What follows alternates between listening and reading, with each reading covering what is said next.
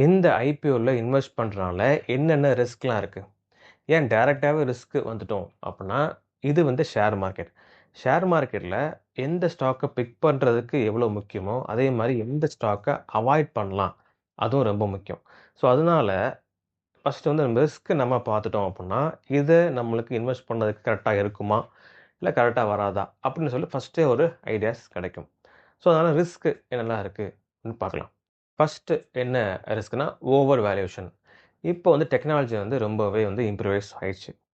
யார் வேணாலுமே ஒரு மொபைல் வச்சுட்டே வந்து ஒரு பெரிய பெரிய ப்ராசஸ வந்து சிம்ப்ளிஃபை பண்ணி இப்போ அத வந்து முடிச்சுக்கலாம்.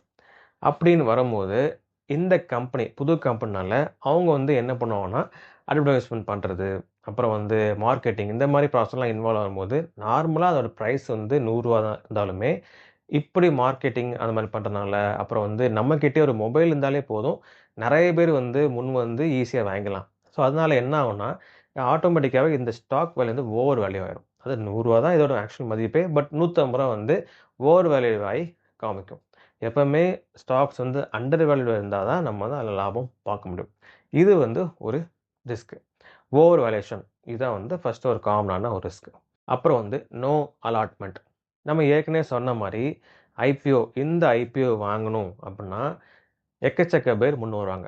ஸோ முன் வந்தது மட்டும் இல்லாம, நெறைய பேர் வந்து ஈஸியா வாங்குற மாதிரியும் இப்ப அமைஞ்சிருச்சு. உதாரணத்துக்கு நம்ம பார்த்தோம் Zerodhaக்குள்ள ஒரு மொபைல் இருந்தாலே, நம்ம உள்ள போயிட்டு ஒரு டிமேட் அக்கவுண்ட் இருந்தாலே போதும். உள்ள போயிட்டு நம்ம வாங்கிர்லாம். இப்படி எக்கச்சக்க மக்கள் வருவாங்க. உதாரணத்துக்கு அந்த கம்பெனி மொத்தமாவே 1,00,000 ஷேர்ஸ் தான் விக்கிறதுக்கு ரெடியா இருக்கான்னு வச்சுக்கோங்களேன். உதாரணத்துக்கு சொல்றேன். பட் மக்கள் வந்து எவ்வளோ அப்ளை பண்ணுவாங்கன்னா, கிட்டத்தட்ட 1,50,000 மக்கள் வந்து அப்ளை பண்ணாங்க. அதாவது 1,00,000 ஷேர்ஸ்க்கு மேல ஒரு 1,50,000 ஷேர்ஸ் வந்து மக்கள் வந்து அப்ளை பண்ணியிருக்காங்க அப்புட்னா, அந்த மக்கள் அப்ளை பண்ணியிருப்பாங்க. பட் அவங்க கைக்கு போகாது. இது ஒரு இஷ்யூஸ் இருக்கு. ஏன்னா ஓவர் சப்ஸ்கிரிப்ஷன் ஆயிரும். குறிப்பிட்ட ஷேர்ஸ் தான் இருக்கும். பட் இவங்க அப்ளை பண்ற ஷேர்ஸ் வந்து கிட்டத்தட்ட 1,50,000 ஷேர்ஸ் கிட்ட ஆயிருச்சு அப்புட்னா, அந்த ஷேர்ஸ் வந்து இவங்க கைக்கு வராது. இது ஒரு காமனான ஒரு ரிஸ்க். அப்புறம் வந்து ஹை வாலட்டிலிட்டி. ஷேர் மார்க்கெட்னாலே இதான். வாலட்டிலிட்டி இருக்கும்போது நம்ம பணமும் நெறைய சம்பாதிக்கலாம். அதே டைமும் பணமும் நெறைய இழக்குவதற்கும் நெறைய வாய்ப்பு இருக்கு. நல்ல ஸ்டாண்டர்டான ஒரு கம்பெனி அப்புட்னா, அதில வாலட்டிலிட்டி ரொம்ப கம்மியா தான் இருக்கும். வாலட்டிலிட்டி என்னன்னா நிலையற்ற தன்மை. ஏறுறது, இறங்குது இருக்குல்ல. திடீர்னு ஏறும். ஸோ அந்த டைம்ல லாபம் பார்க்கலாம். திடீர்னு இறங்கிடும். ஸோ அந்த நேரம் நஷ்டம் தான். ஸோ இதான் வந்து வாலட்டிலிட்டி. இது புது கம்பெனி இப்ப தான் வந்து உள்ள வருது.